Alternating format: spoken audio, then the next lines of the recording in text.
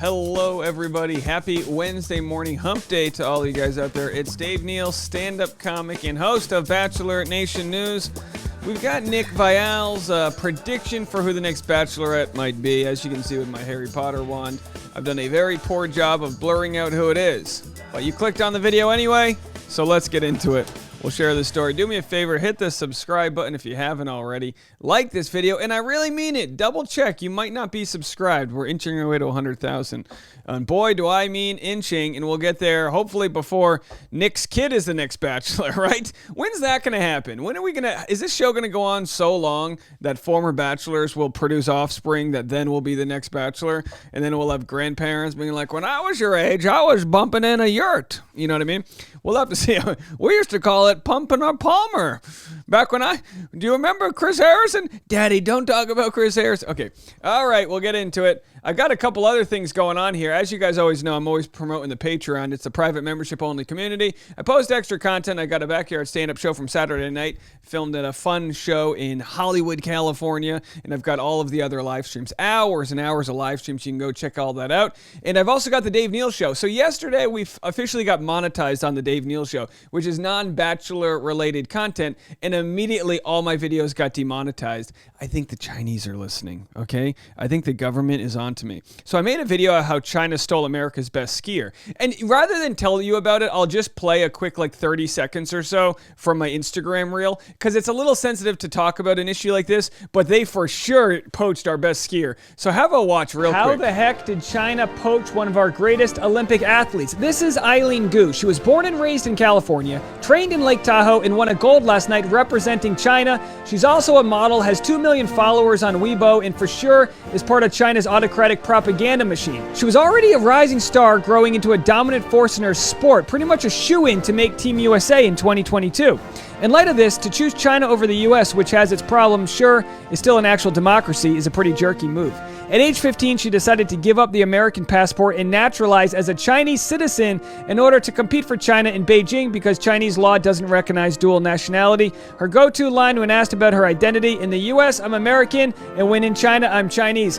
Touché, China, you got this one from us. If you want the full story, I have a 19-minute video on my YouTube channel, so that's The Dave Neal Show. Oh, okay, that's on the YouTube if that wasn't too much patriotism for you guys. But it's a fascinating story. It's a very fascinating story. A lot of money's involved and a lot of propaganda happening. If you go to the comment sections on my video, you can truly see the propaganda beast happening, all right? So my fiance is worried I'm going to be put on some watch list. But a lot of people are talking about this, and it has nothing to do with Asian hate. We want nothing but the safest and best journey for her to keep on winning gold. She's up for 2 more gold medals. Those will go to China, though, and she's going to be going to Stanford University, I believe, this fall here. So it's a very fascinating story. It's got nothing to do with Bachelor Nation, but if you like stories that don't have to do with Bachelor Nation that might make you think, that's going to be one of them. And if you do have any comments about that, make sure to watch the full 19-minute video and comment over there on the other channel. I did get it remonetized this morning, so upon review, they remonetized it. So we have that going for us. All right, let's get into it. We've got Bachelor Recap with Becca Moore. Nice nail polish here, Becca. Look at that. You know when you're going on Nick Viall, you're going to go get a manicure. You're like, what top should I wear? You know what I mean? Should I wear this? I want to look sexy, but not slutty. You know what I mean? Ladies, I know the conversation. I do the same thing. I'm like, I want to look cute, but kind of like Mr. Rogers if he was unemployed. You know what I mean? All right, so let's hear what they have to say about Nick's predictions. And so... And they remind them of someone they grew up with or went to school with. And they're like, I hate that girl. That was my high school bully, stuff like that. But I feel the same. I feel like I know you, and I don't. Because I'm like, why are you always playing devil? And I don't know. I do play devil. Met you for the first time.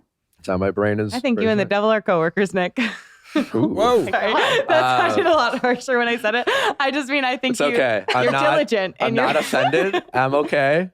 We can move on. I was wrong about Gab. By the way, devil's advocacy, someone who plays the devil's advocate, we need that in society. We need someone to go, well, a little skepticism is okay. I don't think that's a problem. What did I say a couple weeks ago? Gabby doesn't do it for me. Boy, breaking news, right? That'll get some news. Meh. You tell an audience that's primarily women, meh, Gabby doesn't do it for me. What do you mean, you piece of... You know what I mean? But we watch the show as if we would date that person, right? So you might see a guy and go, man, he doesn't do it for me. And I'm like, what are you talking about? That guy's pretty cool. I'd be friends with him. And it's like, well, you're thinking about him from a fantasy suite scenario, and I'm thinking about who I want to go fishing with. Great, right? I think I like her. Gabby might not. Fine. Gabby might be our next Bachelorette. No. I don't know. Please no. Yes. I don't know. I like her, but no. I would love. I will. This is going to be on Dave Neal, by I'll the way. make an Dave Neal's making a clip of I'll this make right an now. Breaking news, ladies and gentlemen. This is Dave Neal making a clip about Nick Viall talking about who's the next Bachelorette. That's right. Yes, I will make a clip about that. Don't tempt me to make clips. It's in the pipeline there, Becca. So let's keep this clip going.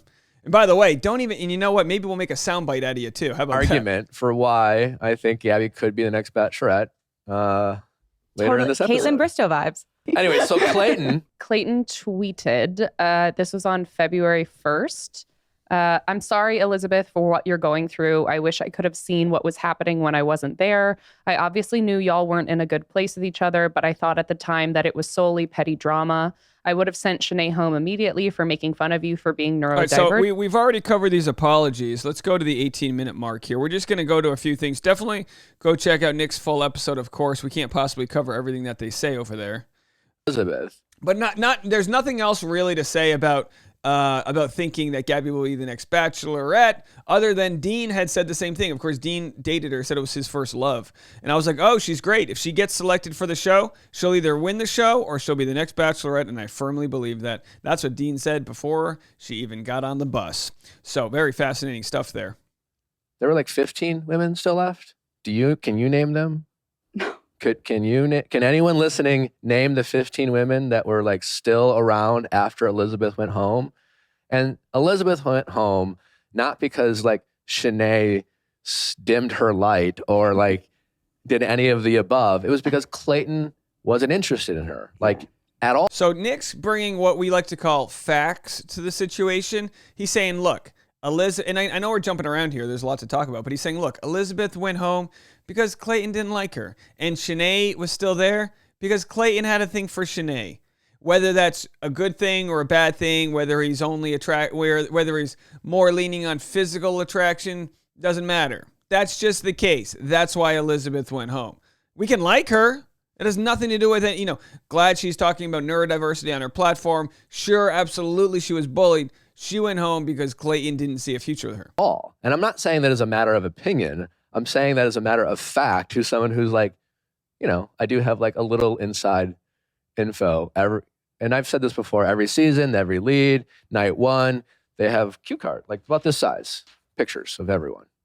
And after night one, before the rose ceremony, they're just like, because your brain's fried and you don't know what's what, you just lay out all the pictures. And because it is a show about one person looking for love, they do in fact ask the lead, who do you like? Like they genuinely want to know, who are you interested in? They'll maybe give you like 5 or 7, usually like 3 or 4, because like how many people can you possibly be super into out of 30?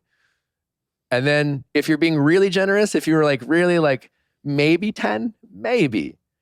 So if you don't make the top 10, the lead, man, woman, has no idea, doesn't care, doesn't know you, just generally indifferent. And so if you get airtime in the first couple weeks, it is because you are a part of drama.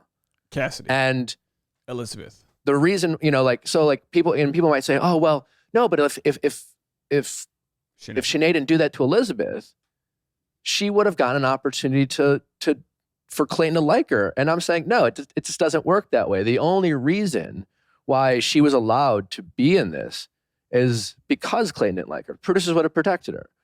So it's a great point. It's the opportunity cost of saying something like, well, if they didn't take so much time off on the rose ceremony, so-and-so would have had a chance. No. They've got hours of time they all spend together and see each other. So if he likes you, you're going through. Very few people fall through the cracks. Now, we have the John Herseys, who is now currently with Katie Thurston, who didn't make a good first impression with Katie, and he was let go during the season. So that does happen, but that is very rare. Blake Monar is now with Claire. All right, very rare. We've seen it happen twice in this last year, but almost never before then. They wouldn't have allowed.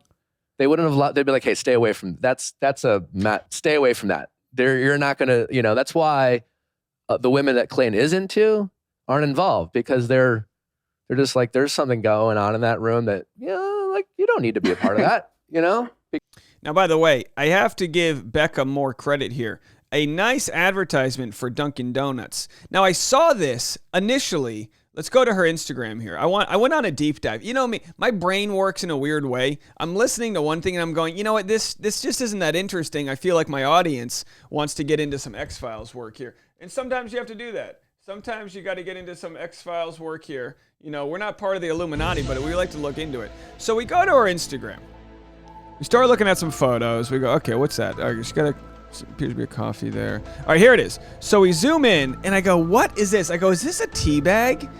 And by the way, will they ever figure out how to put lids on the coffee that actually seal the coffee? How many times you order a Dunkies? We call that in New England, they go Dunkies. You order a Dunkies, and it's just dripping onto your shirt. I literally have to wear a coffee. That's why I'm wearing this right now. So if coffee, this was a white jacket, folks. This was a white jacket just covered in Dunkin Donuts coffee stains. But I look at this, and I go, are these tea bags? And then I go, no, this isn't a tea bag. This is one of those coffee mugs that has the pull-out little handlebar, which, by the way, I've never seen anyone actually use, because it's like paper, and it's like, why would you hold what looks to be about a 20-ounce coffee with a pull-out? So I go, is this a tea? And I actually had to ask her, Becca, she's a fan of the show, so I had to say, dumb question, what type of Dunkin' Donuts are you drinking?